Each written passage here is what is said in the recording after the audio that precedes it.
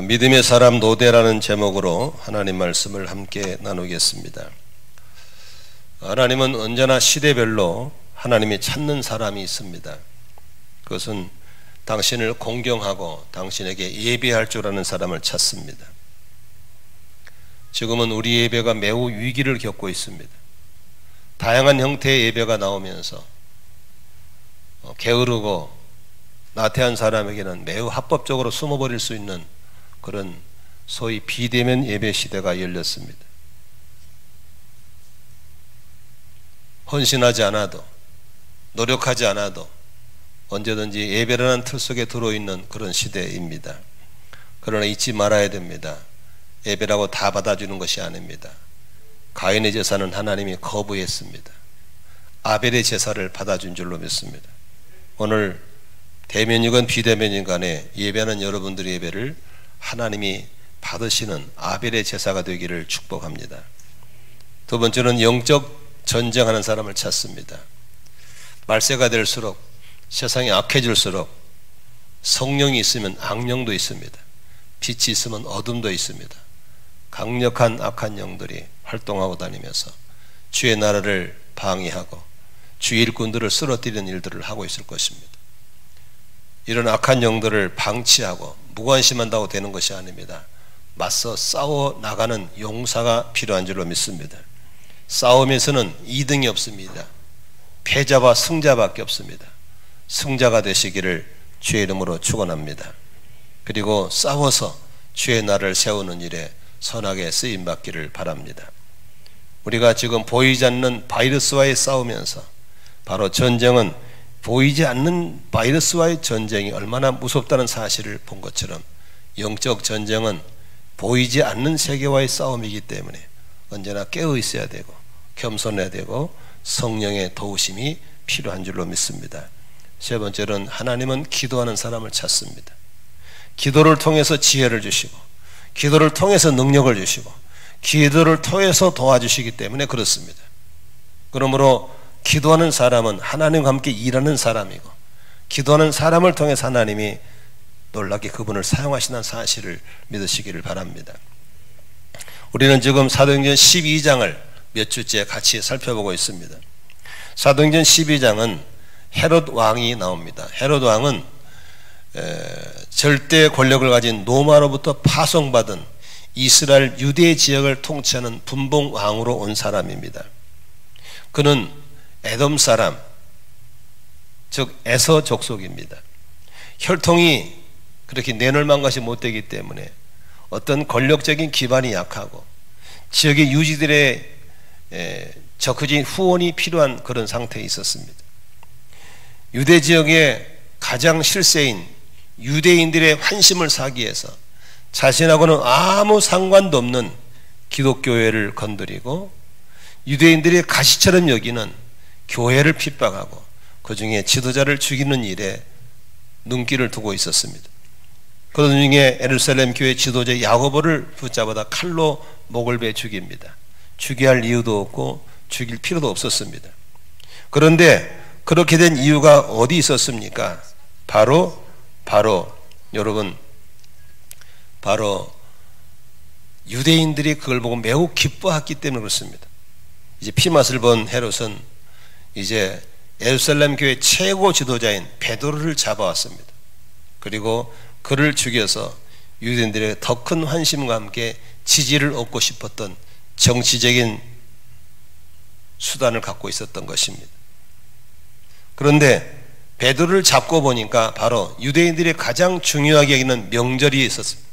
유월절 무교절이라고 그러죠. 그래서 잡아서 4명씩 짝을 지어서 4조 16명에게 지키게 하되 양손에 쇠고랑을 붙잡으며 놓고 한 겹, 두 겹, 세 겹의 철문 속에 가다 놓고 이제 무교절이 지나면 바로 다음날 사형을 집행하려고 했습니다. 이제 베드로의 목숨은 절대절명 가운데 있었습니다. 다시 말하면 베드로가 살아나서 자유의 몸이 된다고 하는 것은 거의 초자연적인 기적 외에는 살아날 수 있는 방법이 전혀 없었습니다. 야고보를 쉽게 죽였던 헤롯 왕이 베드로도 쉽게 죽일 수 있었습니다. 야고보를 죽여서 환심을 샀던 헤롯 왕은 베드로를 죽여서 유대인에게 더 정치적인 지지를 얻고 싶은 것이 바로 헤롯 왕이었기 때문에 그렇습니다. 그런데 그런 절대 절망 가운데 낙심하거나 불평하거나 좌절한 사람은 자기 속에 있는 하나님을 향한 불신앙을 드러내는 것이 바로 기도 안 하고 불평, 낙심, 좌절하는 것입니다. 그런데 초대교회 성도들은 그런 절대 절망 가운데 낙심하거나 불평하거나 좌절하지 않고 그들은 모여서 합심으로 하나님께 간절히 기도했다라고 했습니다. 우리는 굉장히 믿음 있는 것 같고 성경을 많이 아는 것 같고 신앙생활 잘하는 것 같은데 교제해보면 은근슬쩍 불평하고 낙심하고 좌절하는 것을 아주 습관적으로 하신 분이 있습니다. 그러면 성경 구절을 들이대고 신앙 경력을 자꾸 얘기한 사람들은 죄송하지만 본인도 속고 있고 다른 사람도 속고 있다는 사실을 아셔야 됩니다. 믿음 없는 사람입니다. 지난주일 설교 제목을 여러분 혹시 기억한지 모르겠습니다. 기도하면 문이 열립니다. 완전한 절망 99.999%가 절대 절망인 상황 속에 그들은 계속 기도했습니다. 뭘 보고 기도했을까요? 단 0.01%라도 우리가 희망이 있다면 희망을 잡고 하나님께 기도할 때 하나님은 천사를 보내시고 하나님의 천사가 활동함으로 그 캄캄한 어둠으로 찌든 감옥은 빛으로 환해졌고 양손 양발이 묶인 쇠사슬은 자유롭게 풀어져 버렸고 그들을 지키고 있던 철통 같은 파수꾼들은 눈뜬 장님이 되어버렸고 몇 겹이 쌓였던 옥문은 저절로 열려버리는 기적이 일어난 줄로 믿습니다.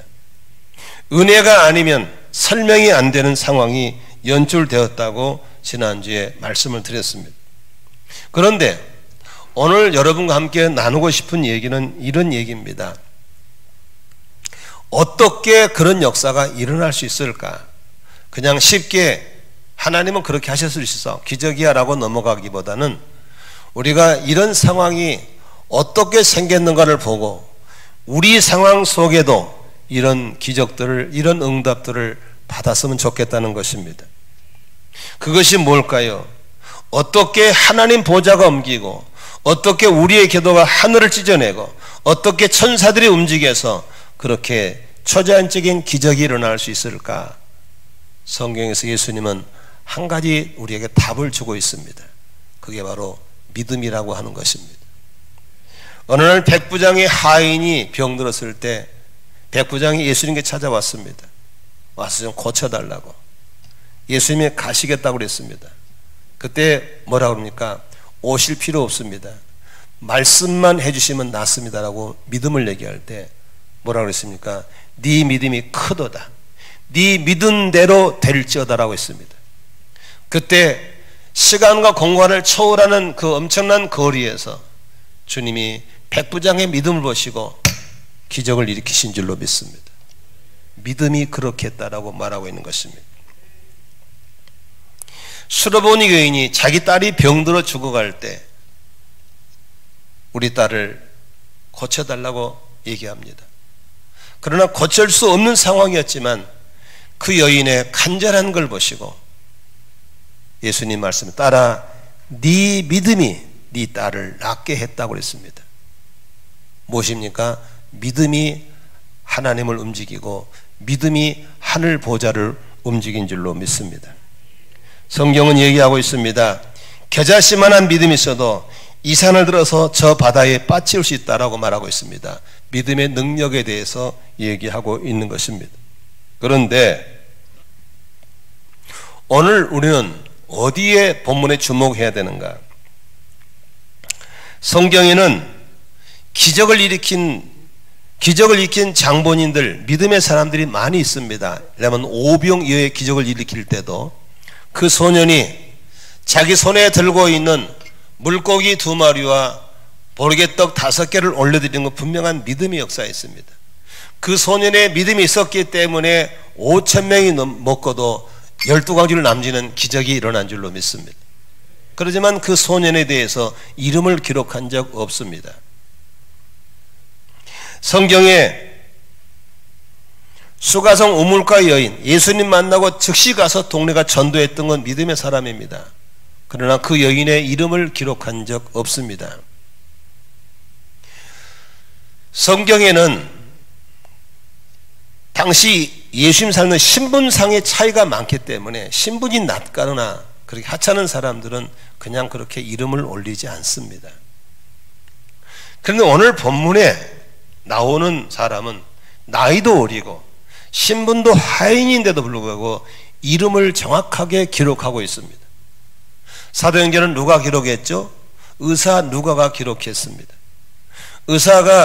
누가가 데오빌로에게 쓴 편지가 바로 사도행전인 겁니다. 그런데 누가가 사도행전을 기록하면서 나이도 어리고 신분도 하인인 로데라는 여자의 이름을 기록한 것은 그 여자아이의 믿음이 보통 믿음이 아니었기 때문에 그렇습니다. 오늘 설교 제목을 믿음의 사람 노대라고 지었던 이유도 바로 거기에 있습니다.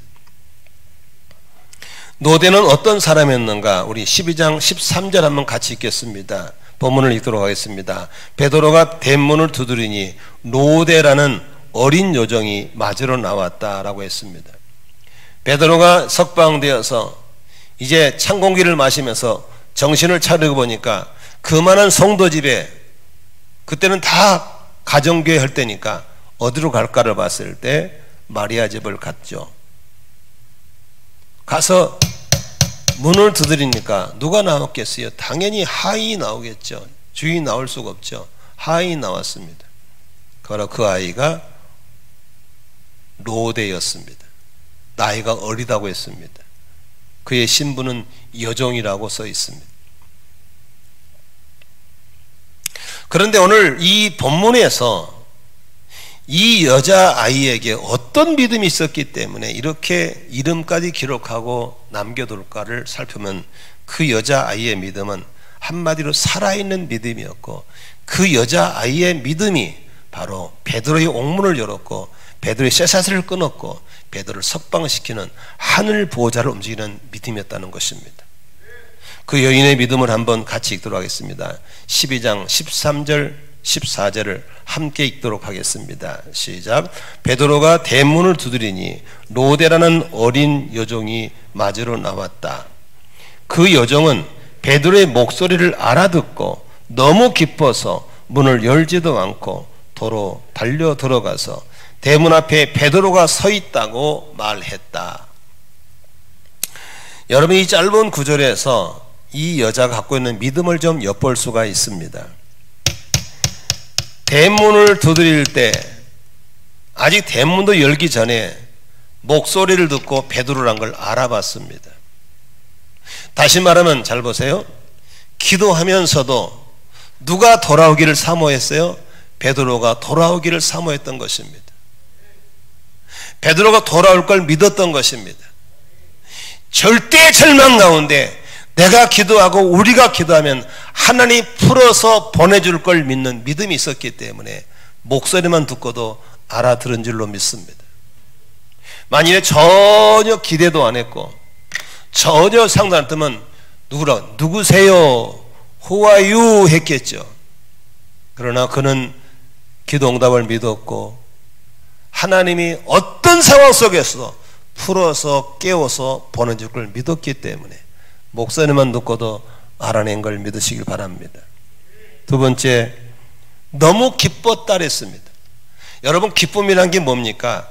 기다리다 만나야 기쁜 거요? 아니면 전혀 애기처럼 얼마나 애타게 기다리는지, 얼마나 사모했는지, 담임 목사가 돌아오기를 얼마나 사모했는지, 하나님이 그분을 살려주기를 얼마나 사모했는지 바로 베드로를 만나 너무 기뻤다라고 했어요. 너무 기뻤다. 여러분 큐큐타임이란 거 아시잖아요. 큐큐타임 할 때 자기 생애 가장 따뜻했던 기억을 얘기하라고 그러잖아요. 저는 60대 중반까지 살면서 큐큐타임 할 때 자주 하는 따뜻한 경험 한 가지가 있습니다. 1974년 4월 1일 날 저는 해군에 입대했습니다. 정말 고등학교 마치고 군에 바로 와서 얼마나 두드러 맞고 고생한지 모릅니다. 진해에서 훈련을 받고 3개월 훈련 받고 첫 에박을 나왔습니다. 여러분 지금은 뭐 교통도 좋고 전원했지만 1974년도에는 진해에서 순천 온다는 것은 기차가 바로 연결되지 않았습니다. 버스를 타고 기차를 타고 갈아타야만 했습니다. 그러나 부모님 보고 싶다는 일념 하나로 차를 몇 번씩 갈아타고 왔는데 이제 집에 돌아가는 버스가 끊어져서 없습니다. 밤 11시, 12시 됐을 겁니다. 요사이 같으면 택시 타면 되죠. 그때는 택시 탈 돈도 없고 탈림편도 못 됩니다. 걷기로 했습니다. 6월 30일 날입니다. 장마철이라 비가 장대처럼 쏟아졌습니다. 해군 군복은 하얗습니다. 하얀 군복을 이렇게 비 찰떡 맞고 8km를 걸어서 집을 찾아갔습니다. 아마 새벽 1시쯤, 밤 1시쯤 됐을 겁니다. 다 주무시고 비는 추락추락 내립니다. 담 너머로 아버지, 어머니 딱 한 번 불렀습니다. 그런데 종일 낮에 일하시고 고나게 주무실 시간인데 불구하고 용수철처럼 벌떡 일어나셔서 두 부부가 우리 마당이 좀 길거든요. 맨발로 막 뛰어나오신 거예요. 그리고 저를 안고 들어가시는 거예요. 군에 보내는 아들을 놓고 얼마나 걱정했을까, 얼마나 기다렸을까, 얼마나 아들을 보고 싶었을까를 저는 한순간에 알 수 있었습니다. 너무 기뻐하시는 거였어요. 너무너무 좋아하시는 거였어요. 저는 이 로데가 베드로의 목소리만 알아듣고도 너무 기뻤다는 이 말 앞에 그는 기도하면서 하나님은 우리 목사님 살려내실 거예요. 하나님 우리 목사님 다시 보내주실 거예요. 다 안 된다고 다 절망했지만 하나님은 우리 목사님을 저 감옥에서 건져낼 걸 믿었고 기다렸고 사모했음을 한눈에 볼 수 있는 것은 너무 기뻐했다고 하는 것입니다. 여러분에게 무엇이 여러분을 기쁘게 하고 있습니까? 여러분은 어떤 기도 응답이어야 이렇게 기뻐할 수 있겠습니까? 나는 절대 절망에서 절대 희망을 주신 하나님만이 여러분의 기도 가운데 응답으로 찾아올 줄로 믿습니다. 세 번째 여자를 볼 수 있습니다. 여자가 너무 기뻐서 문을 열지도 않고 도로 달려 들어갔다라고 성경에 써 있습니다. 잘 보세요. 지금 베드로는 문 밖에 있어요. 그렇죠? 지금 베드로는 어떤 몸이에요? 잡히면 들어가야 돼요. 무엇부터 해야 돼요? 빨리 문 열어가지고 들어와서 감춰줘야 될 사람이에요. 그런데 너무 기뻐서 이 소식을 알려주고 싶어서 문을 열지도 않고 달려 들어가서 이 소식을 알렸다라고 성경이 써 있는 겁니다. 저는 이 구절을 보면서 사도행 요한복음에 보면은 수가성 우물가에 그 사마리 여인 같은 생각이 들었습니다. 그 여인은 목이 말라서 대낮에 우물가에 물 들어왔습니다. 거기서 예수님 만났습니다. 진리를 만났습니다. 거기서 구원받게 됩니다. 메시아를 만난 거예요. 너무 좋아서 물동이를 버려두고 마을로 뛰쳐들어가서 내가 메시아를 만났다, 내가 메시아를 만났다고 전한 이 여인의 기쁨이 바로 로데의 기쁨인 줄로 믿습니다. 여러분들은 무엇이 여러분을 그렇게 기쁘게 만들었습니까? 여러분이 정말 예수를 만났다면, 구원의 감격이 있다면, 진리를 만났다면 물동이를 벌어두고 문도 열지 않은 채 쫓아가서 전할 사람이 누구인가? 나는 그런 사람이 여러분에게 있었으면 좋겠습니다. 전하지 않고는 견딜 수가 없고 알려지지 않고는 견딜 수 없는 구원의 복음, 감격이 있었으면 좋겠습니다. 앞으로 예수님 맘 놓고 믿을 시는 지났습니다. 조금 전에 매우 불쾌하지만 공무원이 찾아와서 우리 예배를 감시하러 왔습니다. 그렇지만 그분도 직업이니까 우리가 따뜻하게 잘해줘야 됩니다. 이제 우리 예배를 감시하는 시대가 됐습니다. 기도하려면 문을 다 불을 끄고 기도해야 하는 그런 시대가 왔습니다. 이제 목마름이 없이는, 사모함이 없이는 예수 믿기 힘든 시대가 찾아오고 있습니다. 어쩌면 이제 교회를 폐쇄할지도 모르고, 어쩌면 교회를 뜯겠다는 생각, 전 국민이 교회를 미워하고 목사를 미워하고 바이러스 온상처럼 치부하는 그런 핍박의 시대가 왔습니다. 우리는 이럴 때 예수를 만나고 구원의 감격을 갖고 이것을 누구에게 전해줄 것인지, 전할 자가 없고 쫓아갈 자가 없다면 그 사람은 둘 중에 하나입니다. 매우 불행한 사람이든지 아직도 구원을 받지 못한 사람이든지. 베드로가 문 앞에 서 있다고 소리소리 질렀습니다. 나는 이 여인의 믿음이 하늘을 움직인 줄로 믿습니다. 하인이기 때문에 기도의 중심에 들어가지는 못했을 것입니다. 곁에서 심부름하다가 기도했을 겁니다. 심부름 문간 쪽에서 기도했을 것입니다. 그러나 비록 기도의 중심에 있지 않았을지라도, 문간에 있었을지라도, 나이 어린 아이고 하일지라도 그 여인의 믿음이 하늘을 움직이고 그 여인의 믿음이 주님의 보좌를 움직여서 천사를 파송하게 한 줄로 믿는 것입니다. 나는 여러분들에게 그런 믿음이 있기를 주의 이름으로 축원합니다. 믿음으로 구원받는 겁니다. 믿음으로 기도 응답 받는 겁니다. 믿음으로 하늘 보좌로 움직일 줄로 믿습니다. 아멘. 순결하고 간절한 믿음은 하늘을 찢고 보좌를 움직이는 능력이 있음을 볼 수 있습니다. 그런데 오늘 또 한번 볼 수 있는 것은 믿음이 있는 것 같은데 실제로 믿음이 없는 사람들이 본문에 나옵니다. 절망 가운데 기도처를 잡고 기도를 시작하는 건 훌륭한 일이라고 생각합니다. 그런 사람이 있었기 때문에 기도회가 이루어졌고, 그런 기도회가 있었기 때문에 기적이 일어났고, 그래서 주의 나라가 확장돼 가는 줄로 믿습니다.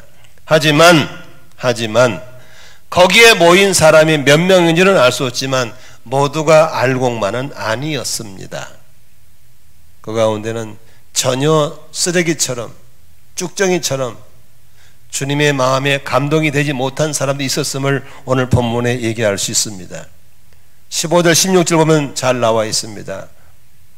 이제 로데가 베드로가 왔다고 하니까 뭐라고 합니까? 한번 15, 16 같이 읽겠습니다. 시작. 사람들이 여종들에게 네가 미쳤구나 하고 말하자 여종은 참말이라고 우겼다. 그러자 그들은 베드로의 천사일 거야 하고 말하였다. 그동안에 베드로가 줄곧 문을 두드리니 사람들이 문을 열어서 베드로를 보고 깜짝 놀랐다. 깜짝 놀랐다를 줄여서 깜놀이라고 그러죠. 깜놀. 그렇죠. 깜짝 놀랐다 그랬습니다. 여기 보십시오. 베드로가 살아 돌아왔다니까 로데가 막 급히 알려주니까 밤새도록 기도하던 사람들이, 집에도 안 가고 기도하던 사람들이 반응이 뭐예요? 할렐루야 응답받았구나가 아닙니다. 너 미쳤구나. 너 미쳤구나. 그럴 리가 없어. 지금 감옥에 있어. 양손에 쇠사슬에 채여 있어. 16명이 교대로 지키고 있어. 2중 3중 막힌데 어떻게나 말든 너 미쳤지 라고 얘기하는 겁니다. 여기 보세요. 누구의 믿음으로 베드로가 석방됐나요? 이들 믿음인가요? 아니면 하인 어린아이의 로데의 믿음인가요? 여러분 쉽게 분별할 수 있겠죠.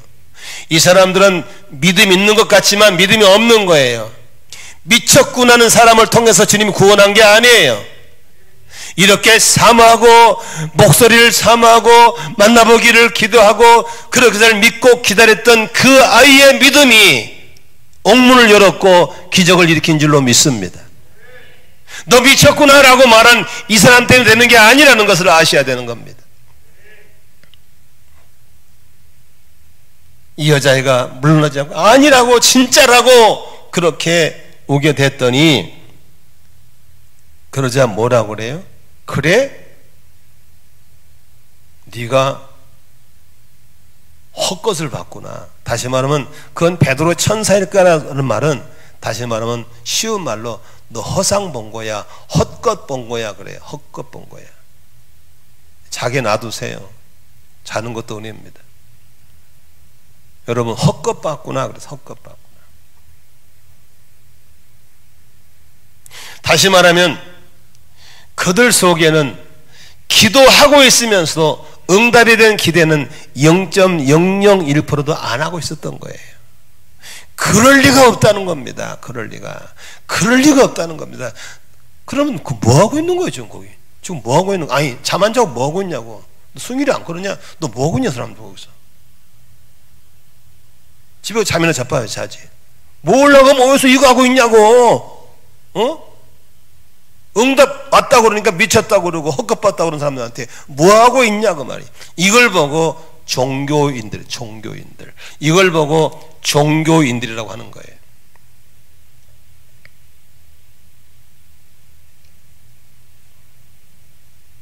믿음이 있는 것 같은데 믿음이 없는 사람들은 당시에도 많이 있었습니다. 누굴까요? 예수님 당시에 유명한 종교인들이 많았습니다. 좋은 종파의 큰 교단의 사람들 바리새인들이었습니다. 사두개인들이었습니다. 바리새인들은 부활을 믿는 사람이고 사두개인들은 부활을 안 믿는 사람들입니다. 그런 교리가 달라요. 서기관들입니다. 그 사람들은 누가 봐도 아이고 바리새인들 지나간다. 종교적인 복장을 하고 다녔습니다. 그리고 정기적으로 금식도 했고 11조를 떼먹은 적도 없고 아주 멋있는 모습으로 기도도 했습니다. 많은 사람들이 그들을 경건하다고 다 인정해 줬습니다. 재미있는 건 본인 자신도 그렇게 알고 있었습니다. 그런데 딱 걸렸습니다. 누굽니까? 예수님한테만 걸렸습니다. 독사의 자식이라고 그러고 회칠한 무덤이라고 그러고 예수님은 속아 넘어가지 않았습니다. 재미있는 것은 바리새인 사두개인들은 본인도 속았고 다른 사람 속았습니다. 그러나 예수님만큼은 속지 않았습니다. 오늘날 이런 종교형이 잡힌 사람들이 우리 교회 안에 있다면 어떻게 되겠습니까? 한국 교회에 왜 없겠습니까? 굉장히 믿음 좋은 것 같습니다. 아주 경건한 것 같습니다. 11조 떼어 먹은 적 없습니다. 그러나 본인도 그렇게 좋은 줄 알고 사람도 그런 줄 알지만 중요한 것은 예수님은 속지 않는다는 사실입니다. 하나님 나라는 말에 있지 않습니다. 능력에 있는 줄로 믿습니다. 저는 요즘 영성에 대해서 묵상을 많이 하고 있습니다. 뭐가 영성이냐? 뭐가 영성이냐? 가장 중요한 영성은 죄를 이기는 겁니다. 죄를 이기지 못한 영성은 영성이 아닙니다. 가장 중요한 영성은 사람을 변화시키는 데 목적이 있는 겁니다. 나도 변화돼야 되지만 사람도 변화될 수 있어야 됩니다. 그렇게 오랫동안 신앙생활을 했다면서 주변에 아무도 제자가 없고 변한 사람이 없다면 영성 없는 사람인 겁니다. 우리 목자 목녀님들은 진정한 영성으로 돌아왔으면 좋겠습니다. 죄를 이기는 목자 목녀, 그리고 그를 만난 사람들이 변화되어서 나와 같이 제자가 되는 그런 영성들이 있었으면 좋겠습니다.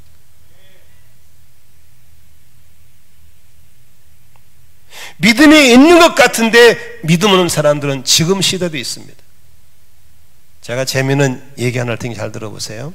싫어합니다. 미국에서 있었던 일입니다. 미국에는 즉석재판이라는 게 있습니다. 그리고 고소하고 또 피고인을 부르기도 하죠. 어느 마을에 교회가 있었습니다. 열심히 기도하고 예배드리는 그런 교회였습니다.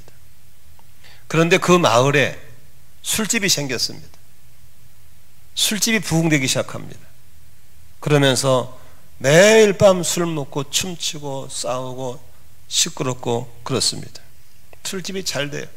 그래서 목사님과 장로님, 교인들이 모여서 기도회를 시작했습니다. 하나님, 저 술집 좀 망하게 해주십시오. 간절히 기도했겠죠. 그런 어느 날 진짜로 술집에 불이 나가지고 술집이 망해버렸어요. 우리나라는 주로 건물을 시멘트로 짓지만 미국은 나무가 많기 때문에 목재로 짓습니다. 그래서 목재로 1층, 3층 많이 올라갑니다. 근데 불이 나버리면 다 타버리죠. 그냥 홀랑 타버렸습니다. 술집 주인이 그렇게 잘된 술집이 불나서 망해버리니까 너무 화가 난 거예요.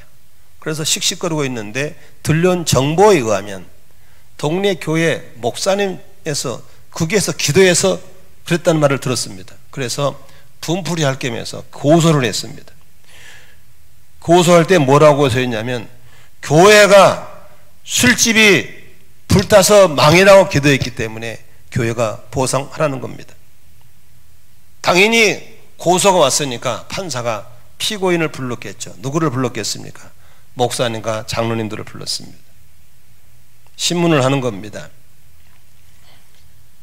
술집 주인이 하는 말이 교회가 술집 망하라고 기도했다는데 그게 사실입니까? 라고, 그래서 불이 나서 망했다고 고소가 들어왔는데 사실 여부를 얘기하십시오 라고 했더니 목사님, 장로님들이 하는 말씀이 술집 없애게 해달라고 기도한 건 사실입니다. 그런데 우리가 기도한다고 불이 날 수 있겠습니까? 우리가 기도한다고 술집이 없을 수 있겠습니까? 그럴 리가 없다는 겁니다. 그때 판사가 뭐라고 판결을 내린지 아십니까? 술집 주인은 기도해서 망했다고 믿는데 목사나 장로는 기도 응답을 부인하는 걸 보니까 교회가 잘못됐으니 교회가 변상하라고 보상했다는 겁니다. 제가 직접 가보지는 않았지만 참 이런 믿음 있는 것 같지만 믿음 없는 분들이 교회 중심에 있다면 그 교회는 불행한 교회입니다. 여기 감사하게도 장로님들이 다 계시구만요. 나는 종교적인 사람은 아닌지, 기도하면서도 하나님의 응답을 기대하고 있지 않는 그런 사람은 아닌지 우리가 돌아봤으면 좋겠습니다. 그렇다면 오늘 본문을 통해서 우리 주는 교훈이 뭘까요? 기도할 때 뭘 주의해야 될까요?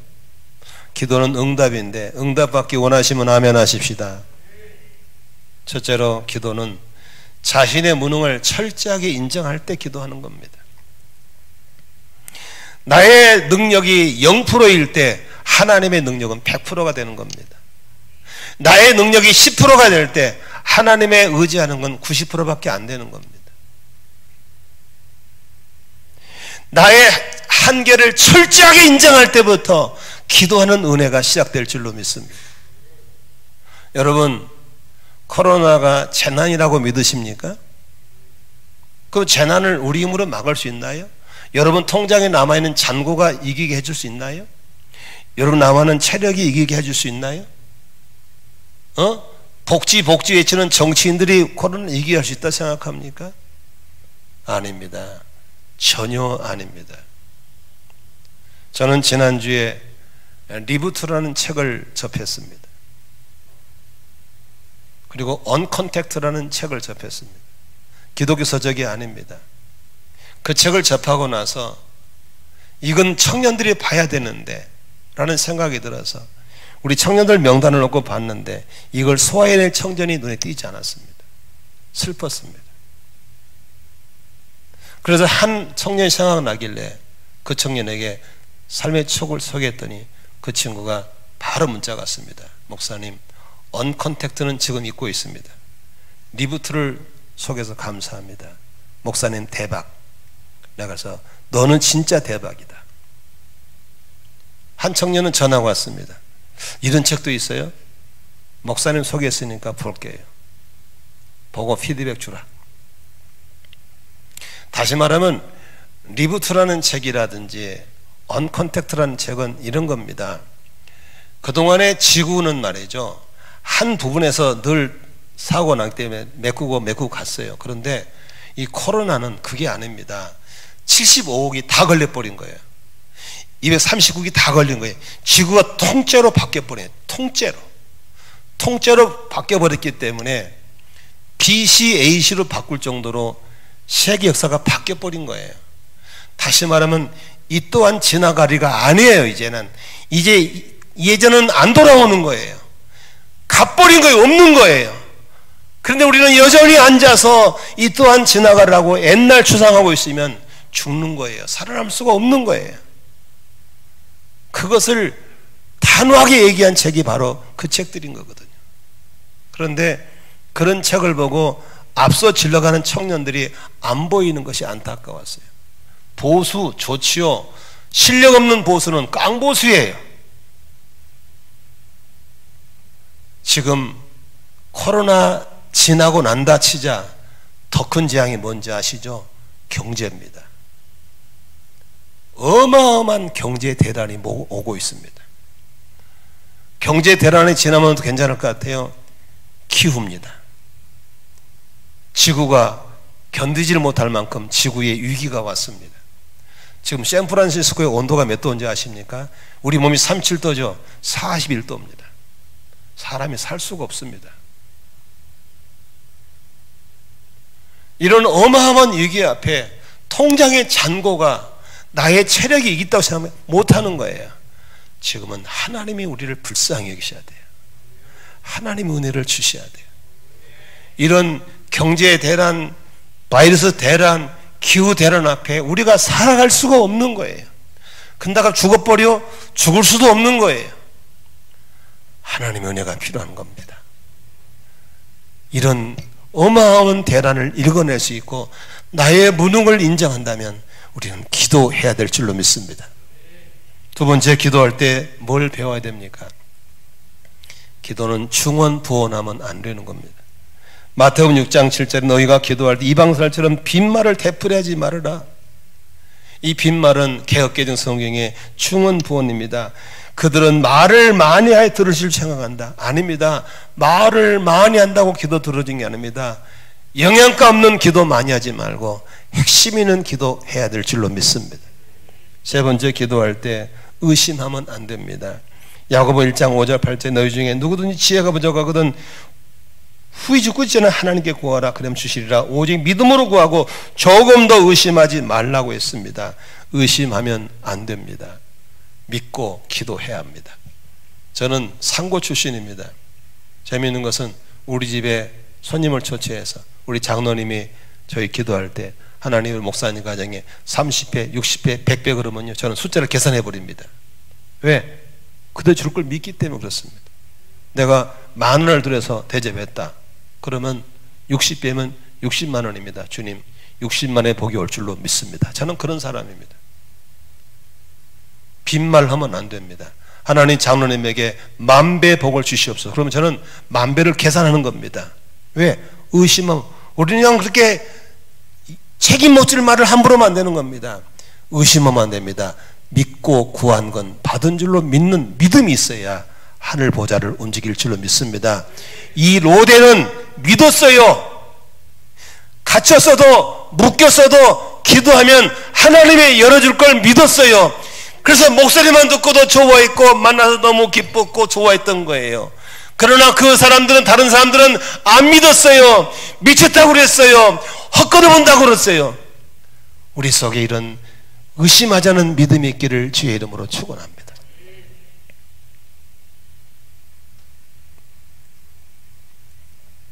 예수님께서 우리에게 기도에 대해서 말씀하셨습니다. 이렇게 기도하라고 기도의 모범도 보여주셨고 이렇게 기도하라고 행동으로도 모범을 보여주셨습니다. 그리고 예수님은 우리에게 기도를 가르치시고 기도의 모범을 보여주시고 지금도 하나님 보좌 우편에서 뭐하고 계세요? 기도하고 계신 걸 믿으시기를 바랍니다. 왜 그럴까요? 하나님은 기도를 통해서 능력도 주시고, 기도를 통해 지혜도 주시고, 기도를 통해 계시도 주시고, 기도를 통해 일하시는 통로가 되기 때문인 걸 믿으시길 바랍니다. 금년에 우리 교회 목표 중에 첫 번째 목표가 뭔지 아시죠? 골방기도 1시간씩 기도하는 겁니다. 그러나 이걸 정했던 사람들도 마찬가지고, 이걸 받은 사람들도 그렇고 1시간 기도하고 있는지 한 해를 마무리해가면 점검해야 될 때가 됐습니다. 사탄이 가장 무서워하는 게 뭔지 아시죠? 기도입니다. 그래서 하나님은 사탄은 가장 누구를 방해한지 아시죠? 기도하는 사람을 방해하는 겁니다.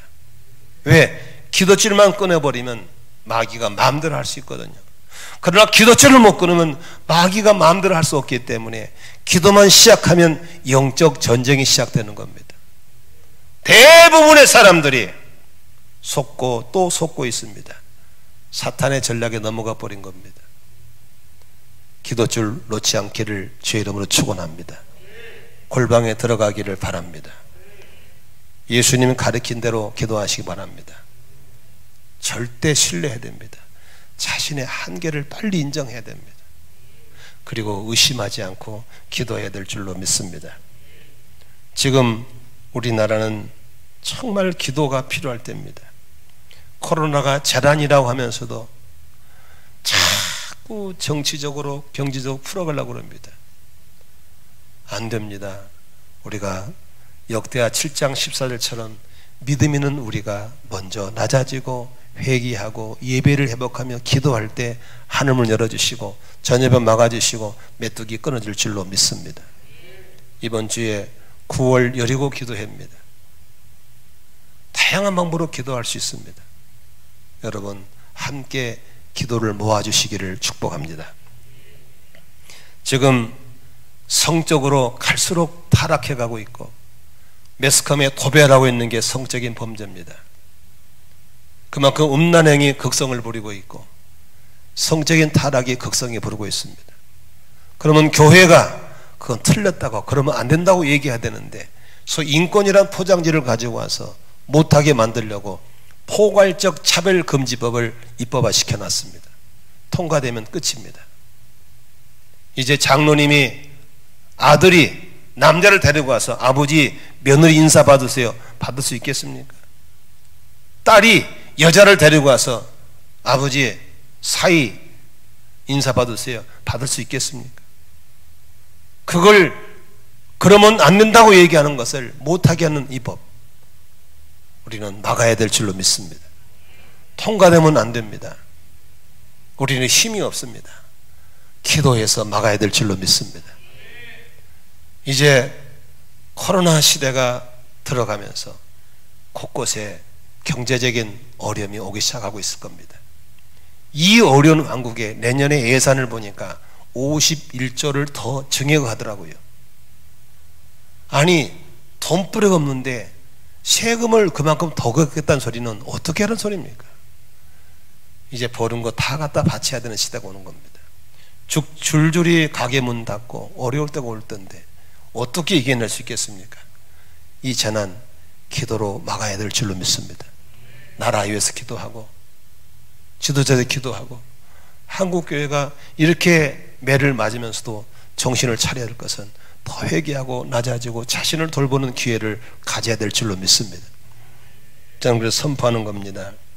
3일 금식을 선포합니다.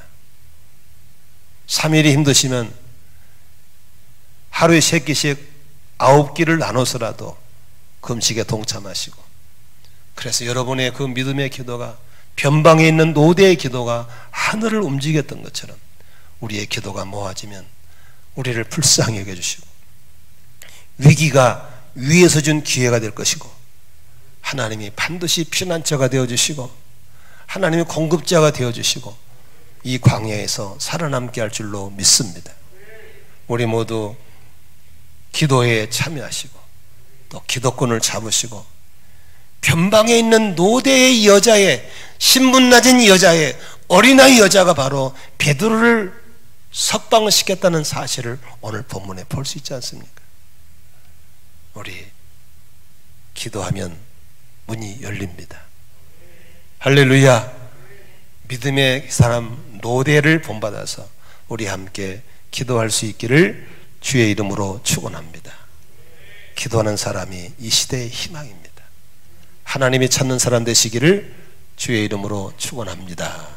기도하겠습니다. 우리 잠시